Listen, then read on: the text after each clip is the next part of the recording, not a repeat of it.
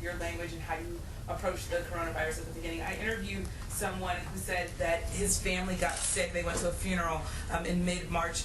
And they said mainly because the president wasn't taking it seriously. He said, if the president had a mask on, if he was saying we should stay home, then I would have stayed home. Well, Instead, I have family members. He said his family members were sick, and because they were listening to you. Do you feel like, or are you concerned that downplaying the virus maybe got some people sick?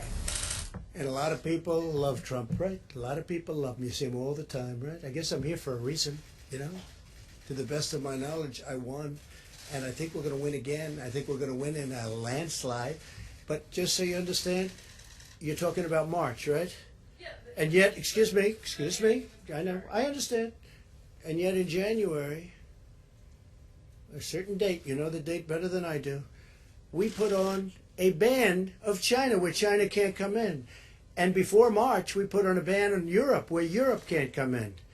So how could you say I wasn't taking it seriously? You know, I put on a ban on China before anybody in this country died. I put on a ban. And so you tell me, Nancy Pelosi she wanted to have a street party in Chinatown in San Francisco at the end of February. That's a month later. And then they tell me it's only a political talking point, but you feed into it because you're too good a reporter to let that happen. Really, you are a good reporter. You're too good a reporter to let that happen. Remember this. So at the end of January, I put on a ban. People that were in that room will tell you, I think there were 21 people. I was the only one in the whole room that wanted to do it. Fortunately, I was the one that counted for that purpose. We put on a ban because I was reading bad things about China. World Health Organization should have told us. But I was reading it with or without them. They should have known. All they had to do was read it. They didn't have to even be there. But they tried to cover up for China. World Health covered up for China. But no, wait. But you can't say this. Look, I put on a ban. In other words, I stopped China from coming to the United States. I stopped Europe from coming into the United States long before the March date that you're talking about. So people should say I acted very early. That was a very hard thing to do. Doing that was a very hard thing. I didn't want to do that, but I did it because I thought, and Dr. Fauci said that by doing it, President Trump saved tens of thousands of lives. So I did take it very seriously. You held rallies in February and in March, and there are some Americans. Oh, I don't know about rallies. I really don't know about rallies. I know one thing. I haven't left the White House in months, except for a brief moment to give a wonderful ship the comfort. You held a rally in March. I don't know. Did I hold a rally? I'm sorry, I hold a rally. Did I hold a rally?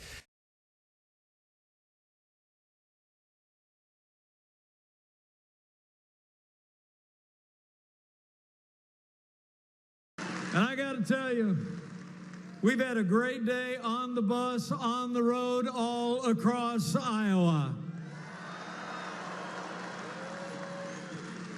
We rallied supporters from Sioux City, the Council Bluffs. And now we're friends with China. In fact, maybe we've never had a better relationship.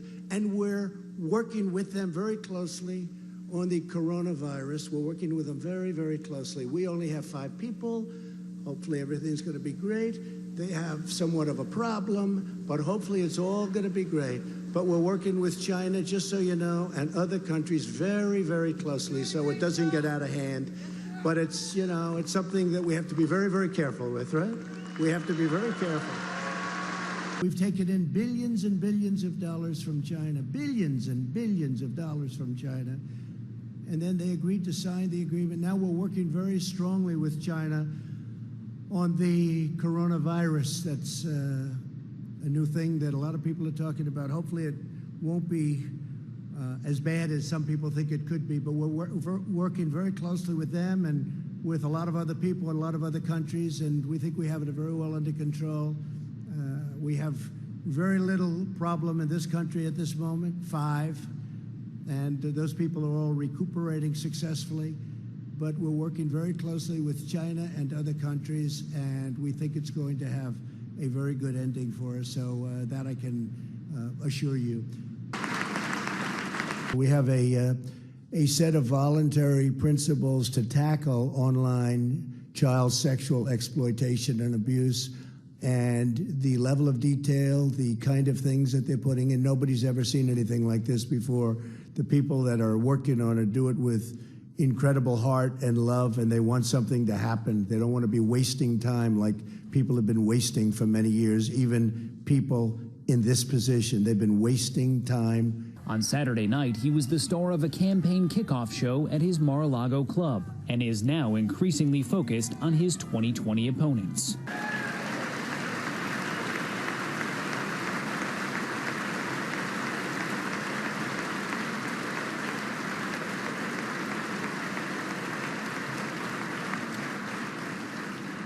Protecting Americans' health also means fighting infectious diseases. We are coordinating with the Chinese government and working closely together on the coronavirus outbreak in China.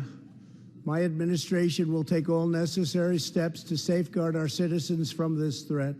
As everybody knows, my family, our great country, and your president have been put through a terrible ordeal by some very dishonest and corrupt people. They have done everything possible to destroy us, and by so doing, very badly hurt our nation. Now we have a deal with China. I just spoke to President Xi last night, and we're working on the problem, the virus. It's a very tough situation, but I think he's going to handle it. I think he's handled it really well. We're helping wherever we can, but we have a great relationship. It's incredible. They respect us again. They didn't even respect us. What they were doing to us, they didn't even respect us. They respect us again, and we respect them.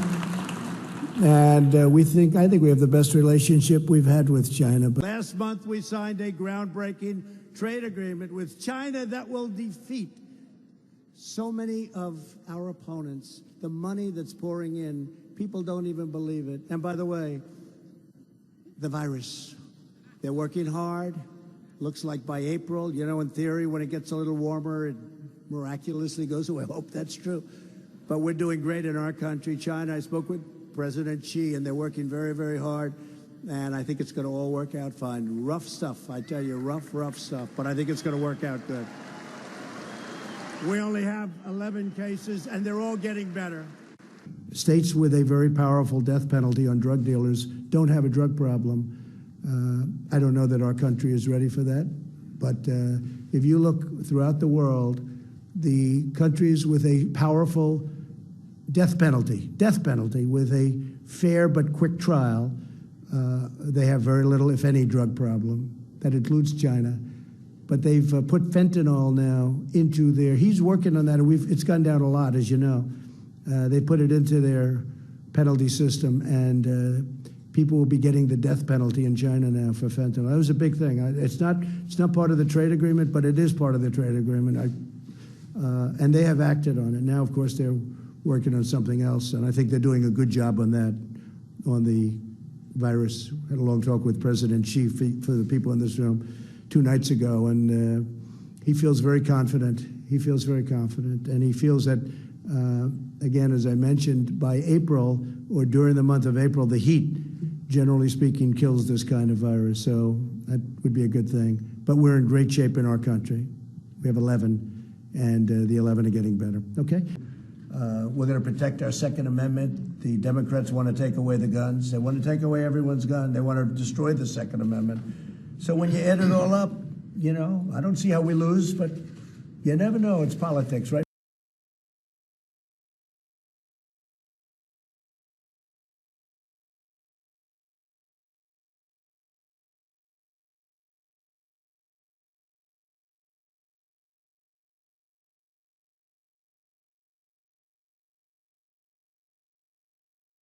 Probably setting up a major rally in South Carolina. We already have one in Nevada. So we'll be in those 2 locations, and we'll be at a few others also. But it's been incredible. The rally we had in New Hampshire and in Iowa, again, it was almost the same. They were both spectacular.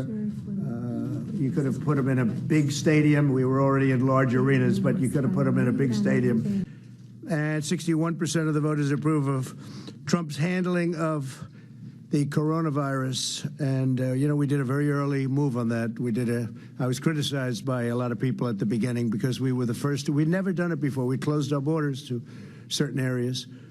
It's never happened before where we did that. We never closed our borders, but we did it, and we actually did it early, and we took some criticism. Now everyone's saying we did a good job, and Chad, you've done a fantastic job, and I appreciated you and your whole crew. Soon, the cars will take to the track for the start. Tires will screech, rubber will burn, fans will scream, and the great American race will begin. For 500 heart-pounding miles, these fierce competitors will chase the checkered flag, fight for the Harley J. Earl Trophy, and make their play for pure American glory. And that's what it is, pure American glory. And I did make the call, and it was a very long call. They were starving for love, and we gave them the love, and Casey, you and everybody else have done a fantastic job. We got the Olympics to come to Los Angeles, and it was a big moment. And we knew it right away. They really, they were fantastic people that I dealt with. But because of your dedication and hard work, the United States will once again proudly host the Olympic Games. How exciting is that? Although a lot of people speak badly of your state, I love your state. I understand your state. You have the potential like no place else, but you need the right government. You need the right governor. You need the right governor. Thank so much. He just jumped off the plane and ran to us. It was incredible. Joy Medicki, president of the Republican headquarters, ecstatic to show her support. Hoping he'd come, but he just came out with the biggest smile on his face, and he came right over to us, and he started shaking hands, shook my hand. And I'll tell you what, in California, I just left California. I started off with a speech in Nevada at 7:30 in the morning. I then went to California, made 2 speeches. I then went someplace else I said, am I finished? No, you got to go to Arizona tonight and speak in front of like 25,000 people. And I said, that's okay. That's okay. The Republican Party is the party of the American worker, the American family, the American dream, and the late, great Abraham Lincoln. People forget that.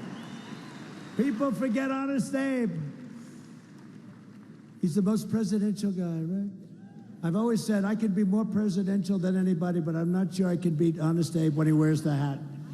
That hat is too much. It's so easy to be presidential, so easy. It's so much easier than doing what I have to do.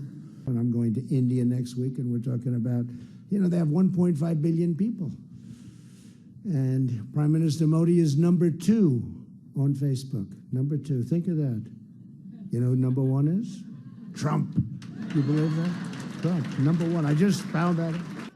Is there any place that's more fun than a Trump rally, right?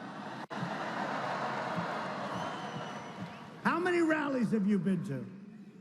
Huh? 80. 80. 80. He said 80 rallies. Come up here. Come on. Come on. Look at these 2 guys. These guys are serious. These are serious fans, right? Are you with him? Are you with him? Are you with him? You're with him. Come on, come up here. Man.